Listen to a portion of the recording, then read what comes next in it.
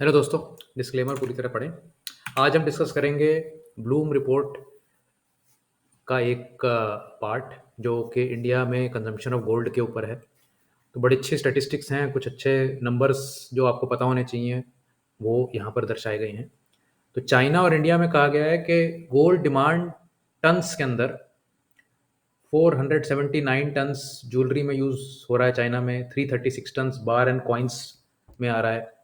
India में भी almost बराबर की टनेज रिक्वायरमेंट है, करीबन 800 टन की, और 800 से थोड़ा ज़्यादा टन चाइना की रिक्वायरमेंट। तो आप देख सकते हैं कि वर्ल्ड की टॉप 5 कंजम्पशंस में से इंडिया और चाइना कितना ज़्यादा आगे हैं दूसरी कंट्रीज से। चाइना और इंडिया दोनों मिला के करीबन 1600-1700 टन की रिक्वायरमेंट पर ईयर इंडिया और चाइना में से है।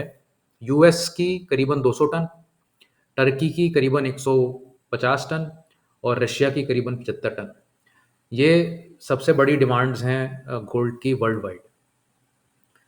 अब हाउस होल्ड एसेट्स के अंदर जो इंडिया की एलोकेशन है, 16% औसतन हाउस होल्ड्स की वेल्थ गोल्ड के अंदर है और सिर्फ 5% इक्विटी में है। आप समझ पा रहे हैं गोल्ड पे कितना ज़्यादा कॉन्फिडेंस है इंडियन हाउस होल्ड को। और गोल्ड की रिटर्न्स भी इक्विटी के सामने कोई खास बुरी नहीं रही हैं, इस करके भी lower volatility yet almost same returns.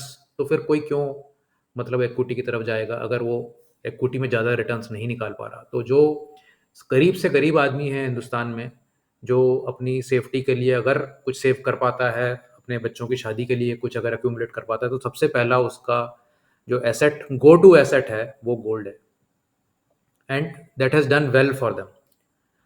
तो बाकी कंट्रीज में 2 से 3% हाउस होल्ड वेल्थ गोल्ड में रखी जाती है, इंडिया में हम 16% रखते हैं। तो ये डिमांड कहीं नहीं जाने वाली, क्योंकि ये बड़ी इनग्रेन्ड डिमांड है ये। और इस करके हमारा जो करंट अकाउंट डेफिसिट है वो गड़बड़ रहता है, क्योंकि हम प्रोड्यूस तो करते नहीं हैं गोल्ड इतना, तो सारा हमें बाहर से इंपोर्ट करना पड़ता है। तो एक्सपोर्ट हम कुछ ज्वेलरी करते हैं, लेकिन उससे बहुत ज़्यादा हमें इंपोर्ट करते हैं। $32 बिलियन का हम एक्सपोर्ट करते हैं, लेकिन $55 बिलियन का हम इंपोर्ट कर लेते हैं। उस करके हमारी करेंसी पे इफेक्ट करता रहता है, और ये करेंसी धीरे धीरे हमारी गिरती चली जाती है। One of the major reasons कि हमारे करेंसी पे प्रेशर है कि ऑयल हमें लेना पड़ता है और गोल्ड लेना पड़ता है। ऑयल फिर भी पिछले 20 साल से कोई खास मूव नहीं हुआ है, वही $70-90 के बीच में। लेकिन गोल्ड की जो रैली है ये, और अब स्पेशली अब जो चल रही है, इसमें तो ये करंट अकाउंट डेफिसिट का बहुत ज़्यादा बुरा हाल हो सकता है अगर डिमांड बनी रहेगी तो। और जो सरकार ने जो एक सोवरेन गोल्ड बॉन्ड के तहत जो एक गलती करी हुई है, उसका भुगतान तो वो अगले 7 साल तक करते रहेंगे धीरे धीरे, जैसे जैसे वो मैच्योर होंगे, और उसमें उनको काफ़ी ज़ोर के फटका लगेगा। तो ये कुछ statistics about India gold market हैं जो कि बड़ी इंपॉर्टेंट हैं और सबको समझनी चाहिए। तो आपको ये कंटेंट कैसा लगा ज़रूर बताएं कमेंट्स के अंदर, और अगले वीडियो में मिलते हैं। Thank you.